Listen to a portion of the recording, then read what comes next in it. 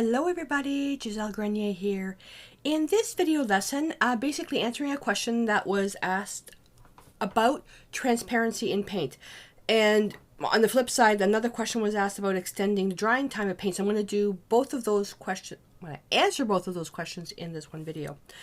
So when we talk about adding, extending the drying time of the paint, with acrylics, we know that they dry fairly quickly. And that's one of the challenges, especially for beginners, is because it dries so fast, is that they can't do mixing and all this other stuff. Well, you can extend the drying time of the paint by using extender and mediums. So what I'm going to show you in this particular video, I'm going to show you these, but I'm only going to use one. I've got the Decor Traditions matte medium, heavy gel medium, and the extender and blending medium. Now, I've used the matte medium and heavy gel medium to extend paint, not so much for the purpose of extending paint, but to create mixed media art and fine art using texture, and this naturally extends the drying time of the paint. But I'm not going to be using these for this demonstration. I'm going to be focusing specifically on a product that was made just for extending the drying time of paint. Now, this is their new packaging. I'm not a fan of this packaging for the extender because this is a liquid product and it's kind of messy. I liked it better when it was in the bottles. So I'm going to show you two ways of using this, and then the paints I'm going to be using for the experiment. I've got notes to make sure I cover everything. I've got an opaque paint, a semi-transparent paint, and a transparent paint. I'm going to use those three. So I've got Naphthol red, and because it's got the color index information on the back, I can see easily that this is semi-transparent. And then Paranone orange is transparent, yellow oxide is opaque, and I also have opaque titanium white to do another experiment. So I've got those out. And then I've got carbon black, and why in the heck do I have a stencil on my table? Well, to make this a fair experiment, instead of just taking a marker and making lines to test the transparency, everybody has different markers. So I thought I'm going to use paint to judge the transparency. So I've got this stencil, and I'm going to take carbon black, and all I'm going to do is, and this is where we can see how fast this dries. This is on an unprimed surface, unprimed substrate. It's just super thick sketching paper. And all I'm going to do is just stencil this, because acrylic paint is acrylic paint. So you're not going to have to worry about, you know, what marker you have or this, that, and the other. So I'm just going to put this on in some spots, because this is how we're going to test the transparency. And then I'll do some areas dark and some areas light. All right, so I'm all done. Didn't want to waste your time while I was doing that. So it's all done, dry.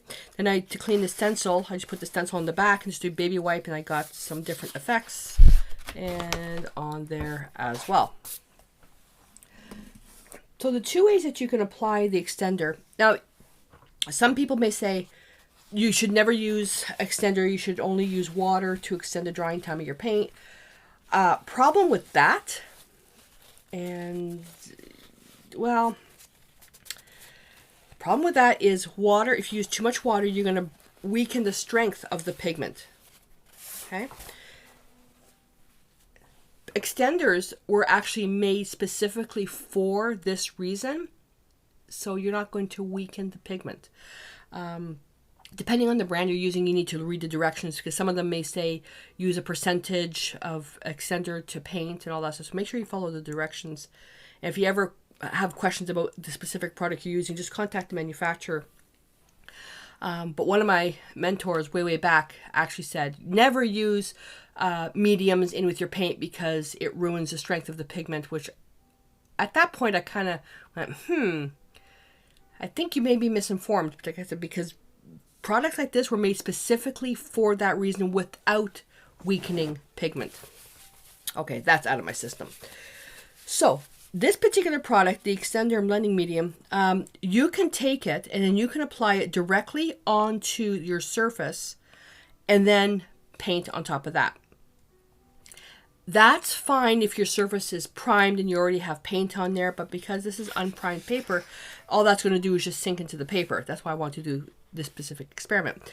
So what I like to do is, well, first of all, because it's in a jar, you kind of have to take it out. That's why I don't like the jar method. Then I'm going to also give you,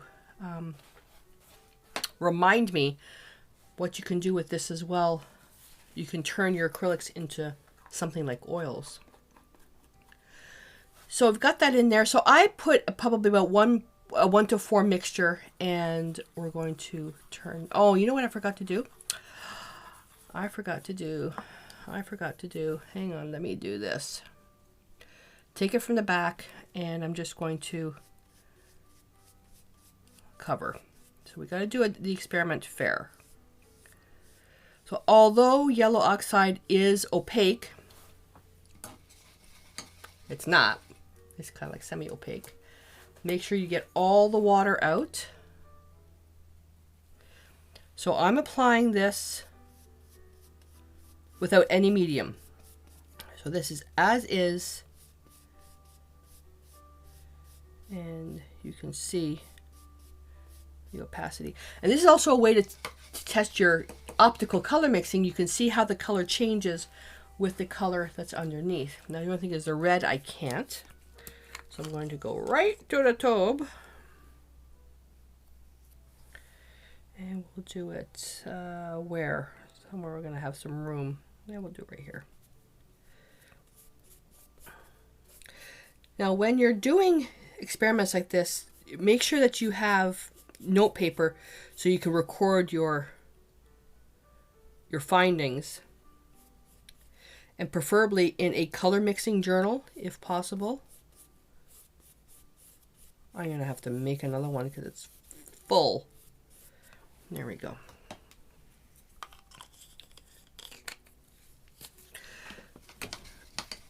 So now I can get back to mixing this. So a 1 to 4 ratio. Mix it really well into the paint. And not only is this going to extend the drying time of the paint, while you're painting, but it's also going to extend the drying time of your paint on the palette. Now, while I'm doing this, I'm going to explain about the oil part. So if you cannot use this product with the extender with oils, but what you can do, there's a way that you can, and I've done videos on this with the extender and the paints, and it takes a few days. You can turn your paints into a consistency and effect like oils, where it would take a long time to dry. So back when I was doing this experiment, the oils that I was using, they weren't, it's not so much the oils, but the cleaners and solvents weren't really safe. And you know what happens when you inhale all that garbage. So I stopped using it, and I found this way is that you have to put it into the container. So let's pretend we're going to use this container. So you put some paint in here, let's say, 3/4 full.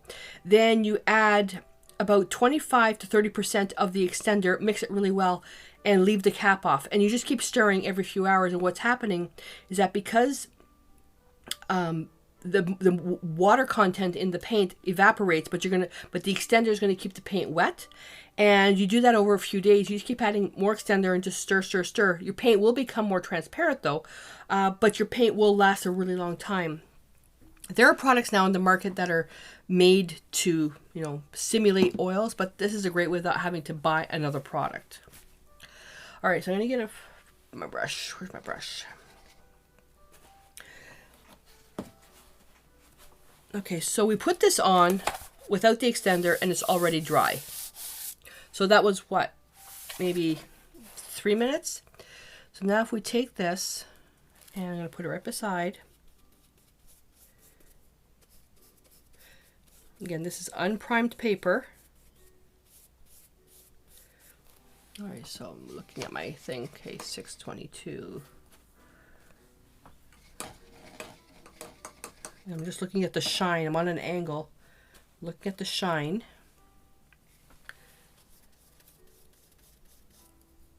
And your paint will even last longer if you're using it on a primed paper. So where it's touching the white of the paper is just sinking into the paper. Now this is where we're also going to check the transparency. Still wet. Now, it's not going to be open on your paper for hours. That's not the, acrylics don't work that way.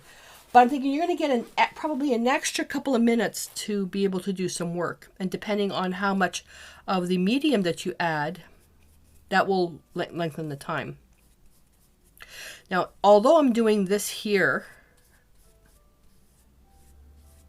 I could, when this is dry, I could then take just the medium, put it over this one here, and then add paint. I can do that. This is still a little shiny. If you can see, there you go. So with the medium, and then with the medium. So I'm looking at this now. I don't see a heck of a lot of difference in the transparency. Like I thought I would, but I don't. So let's do this. Fresh brush, because I don't want to contaminate the mixture. Take a fresh brush, and I'm going to go right over here. Now that's a lot of paint, or a lot of medium. I just want to see what's going to happen. And let's use the white. Now we're just putting pure white right on top. And let's see what happens. So we're pretending we're doing some type of impressionistic or abstract piece, and I can tell you that one's going to take a long time to dry.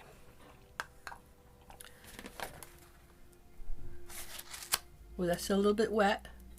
You can see a little bit of shine there.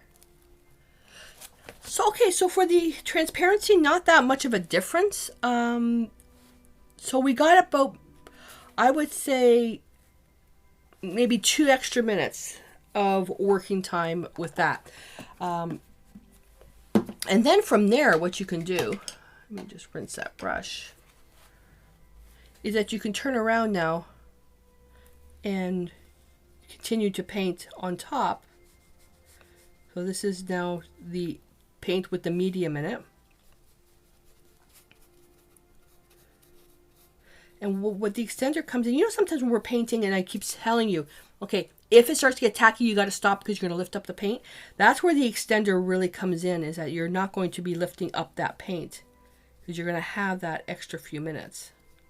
It's also helpful when you're working on a really, really large piece, because if you're working with acrylics, especially now, like, I don't know where you are in the world, but right now we're in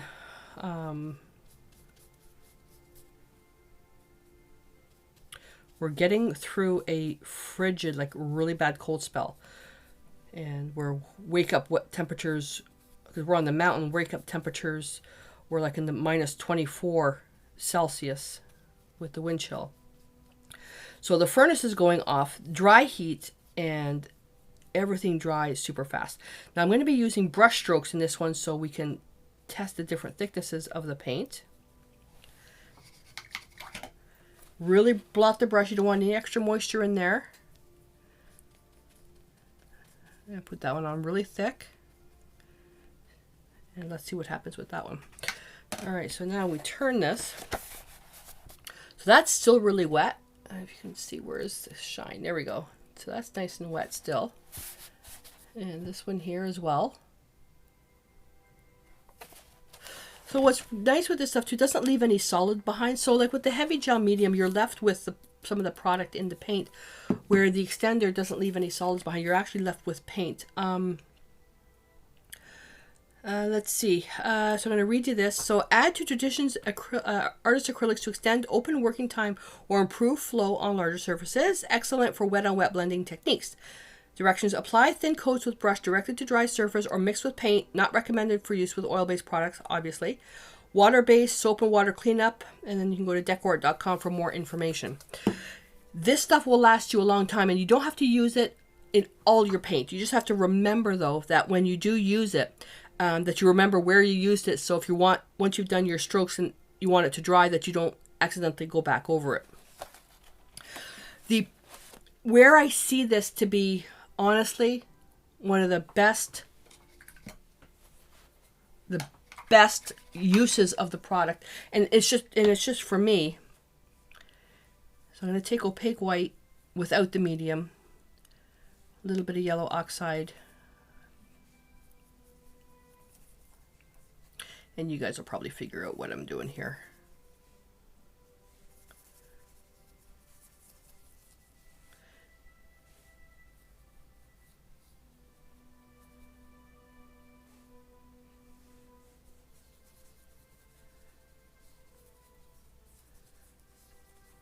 So we'll actually test it right on the palette.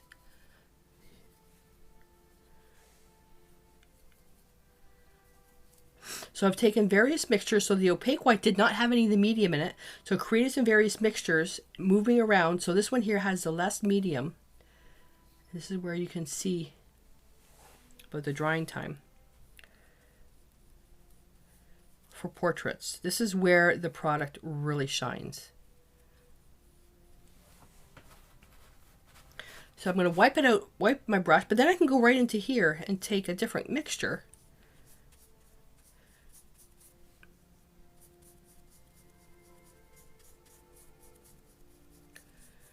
And then I can go right into here, take this mixture.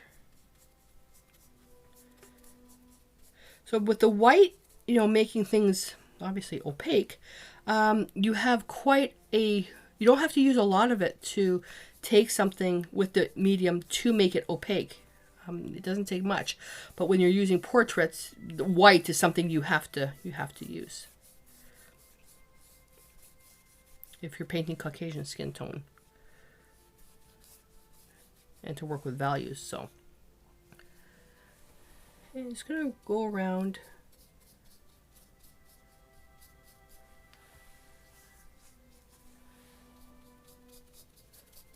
And as well, when you're painting, you might not notice it, but there's air moving around, and that also helps with the drying time on your pieces too. Let me just go pick up a bit more red, go right in here. So I'm going to do this in real time. I'm not going to speed up the video or anything. So if you can speed up to the next section if you want.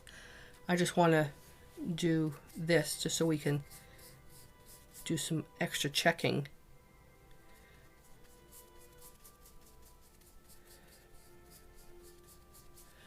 And take that right in here.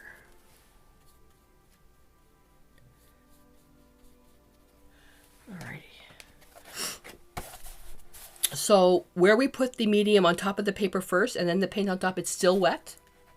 And I expect that to be wet like that for at least another 15 minutes at least. Where then I put the medium with the paint on top of another layer, that's still wet. You can see the shine there. That's still a little bit wet. The yellow oxide is still wet. This one's just starting to, it's past the tacky stage now. It's just starting to dry. But you can see where this part here is dry. This is just a little bit wet because it was really thick. But there is, it does really do a nice job on extending the, I'm going to have to use this for a piece of art for something. I would hate to waste this. All right, so I hope that this helps you, but you can also see that I didn't have to mist the paint. The palette is still quite, you know, still nice and wet. It's starting to dry a little bit here. Or is that where I get that shine? There you go. Just starting a little bit here because it's super thin. There's nothing left on there. So these paints here now, there's another video I'm preparing for on creating alternative mixtures for skin tones, and I chose that because that way I can still use this palette and I don't have to waste the paint. So there are some benefits in using extender. The only thing you have to make sure that you keep in mind is, depending on the product you're using, is how will it affect the opacity / transparency of a paint that I'm using. So if you're using an opaque paint, how will it affect the opacity? If you're using a transparent paint, how much more transparent will it make it? From this experiment, not a heck of a lot. I didn't notice much of a difference. And then is getting that right balance of the extender to the paint to what you like. So what you can do is, if you find that if you add too much extender and your paint gets really transparent, just add an extra layer of paint, and then that'll combat the transparency. All right, so I hope this helped you, and if you have any questions, please let me know in the comments below, and that way you know, other beginners who are learning about this as well can get the benefit of the Q&As. already. So I'm going to clean up now and get ready for the next video where we're going to be creating alternative portrait mixtures with the paints already with the extender in it. And until I see you in that lesson, stay inspired.